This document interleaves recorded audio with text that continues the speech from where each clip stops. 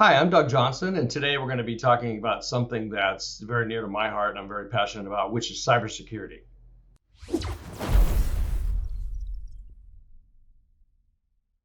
So, what is cybersecurity?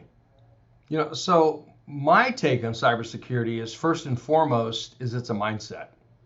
There are lots of products, software, and hardware that you can put in place to protect your business, to protect your network, but you can spend all the money you have on products, and if you don't educate your people and if you don't create a culture of cybersecurity within your organization, those aren't going to be effective. So where we start with the education piece. So we start by helping you understand how to form a culture in your company that is cybersecurity focused. We provide trainings, we provide online trainings, we provide in-person trainings so that you start to create a culture of cybersecurity and your people are educated as to what they should be looking for and what they should be clicking on and not clicking on. Most importantly, I think that's where cybersecurity starts. From there on out, then there are other steps where we need to go into a client. We start with a client. We do a complete assessment of the cybersecurity. We put a plan in place to bring their cybersecurity to the level of where it needs to be.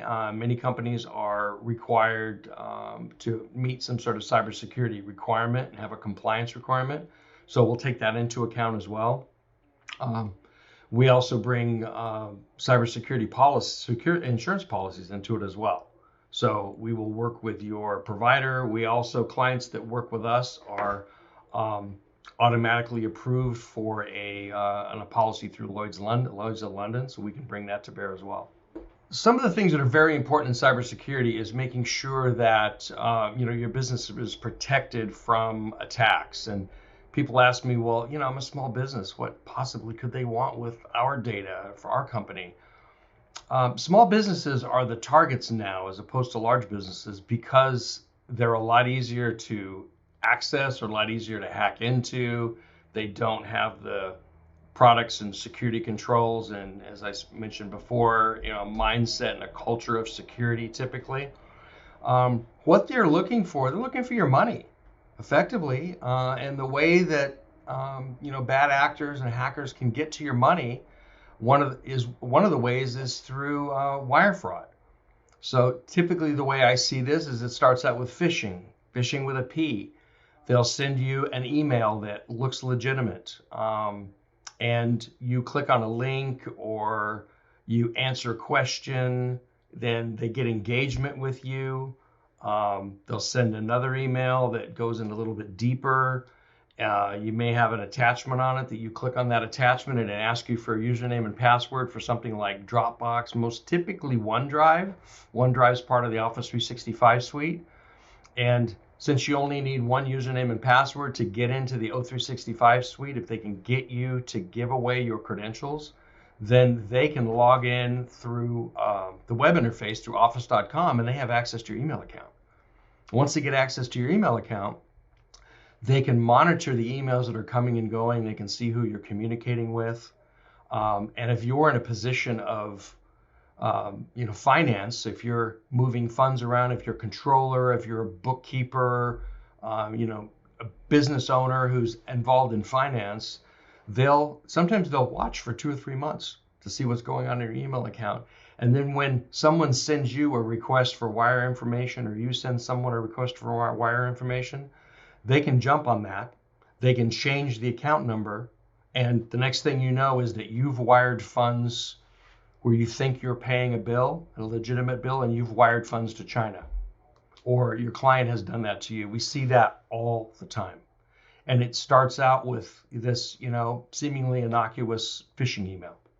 So one of the things to do around that is to train your end users to look very carefully, to not give their credentials away, to always be analyzing the emails that they're responding to.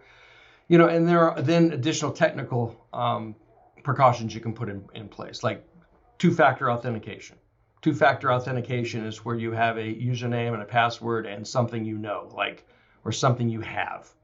like an app on your phone that delivers a code that you have to put in, or you put your username and password in and a request or a code is sent to your phone. So that's just an extra step of precaution that in the event you did give your credentials away in a phishing scheme, then they wouldn't be able to get into your account because they wouldn't have the piece of information required from the two-factor authentication.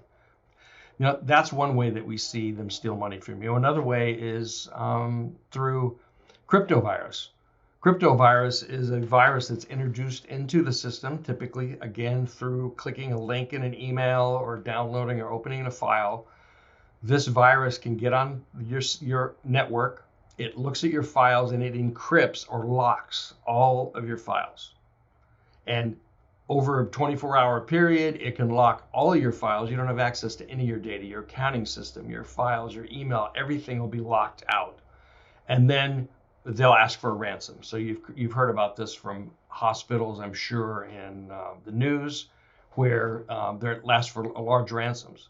And if you don't have a backup, if you don't have any other way to restore and a way to reverse this, you may have to pay a ransom to get your data back. And actually, there's no guarantee that you'll get your data back after you pay that ransom.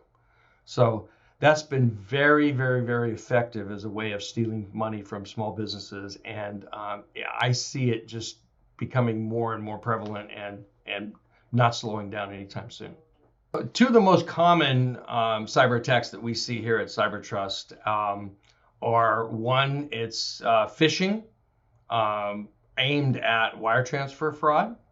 And then the other one is ransomware and cryptovirus, where your files are locked and you don't have access to them and you have to pay a ransom.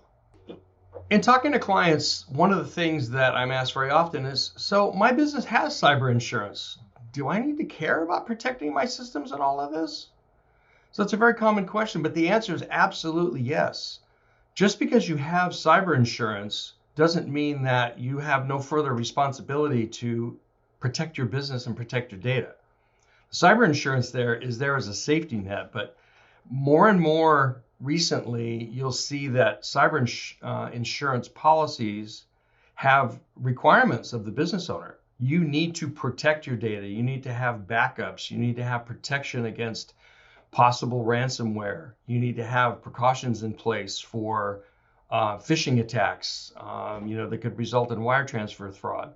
And there's almost always a component of training where the business owner has a responsibility to provide cybersecurity training to the employees and to be able to provide proof that they've done so.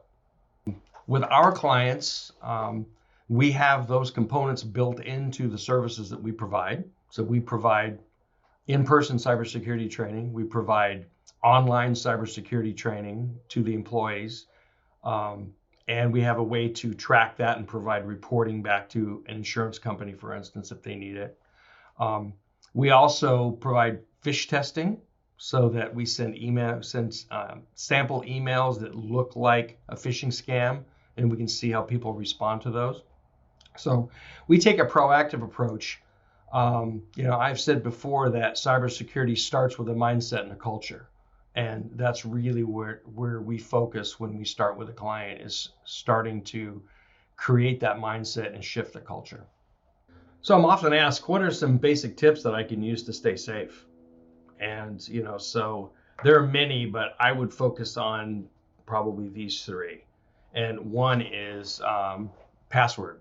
So password security. So make sure that you use a password that is complex. And by complex, I mean not like password, not like let me in 1, 2, 3, something of that nature. Really, passwords should be more than 8 characters. They should have a number, they should have a letter, and they should have a symbol included in them. And an easy way to do that really is to kind of create a phrase. Like, I like to get up early. And you could create that phrase as your password, and the I could be a 1, and you could have an exclamation at the end, and you could substitute a 3 or an @ sign for an E or an A throughout that phrase. But come up with a phrase that's easy, something that you'll remember. There have been studies about passwords that the more complex and difficult to learn you make the password, the less secure they become. which kind of sounds counterintuitive, but it isn't, because if it's complex and you can't remember, you're going to write it down. You're going to put it on a sticky. You're going to put it underneath the keyboard, something of that nature. So I recommend setting a good password, changing it regularly, and please don't use the same password for everything. This is really, really common. And so what happens is that you may use the same password that you use for your company email. You may use it at Macy's or Target or Home Depot or someplace like that, or MyFitnessPal, wherever you may use it. And one of those sites can get hacked. And those credentials can be leaked and published on the dark web. Now, the dark web is a place where cyber criminals pass information, publish information, and you can buy a list of passwords from hacks like that. And they can then have your username and password, and it doesn't take very long for them to be able to trace that back to your email account. And if it's the same password, they can hack your email. There are services that monitor the dark web and notify us, and we can notify you as a client that that's happened. But please don't use your password in multiple places. Also, put two-factor authentication on your email so that it requires more than just a username and a password to log in. And the third one is to really have a cybersecurity mindset. Be looking at emails. Are these emails suspicious? Would I expect to get an email from this person asking for this type of information?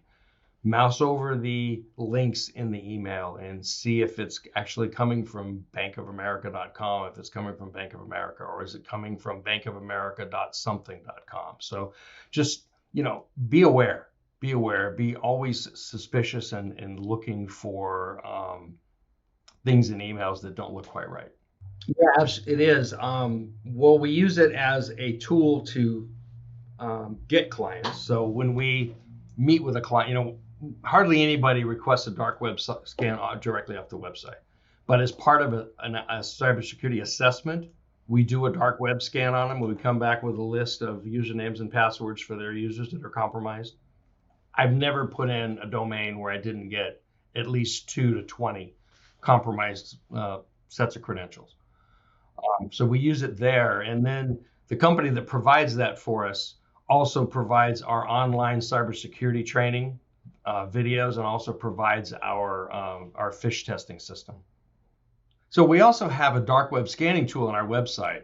So you can go to our website, you can request a dark web scan. We will scan your domain, and we will provide you with information if users on your email domain have been compromised. And generally, I almost always see from 3 to 20 compromises on pretty much any domain that I scan. Thank you for joining us today. We've been talking about cybersecurity. We invite you to visit our website at cybertrust-it.com for more information or for a free cybersecurity assessment.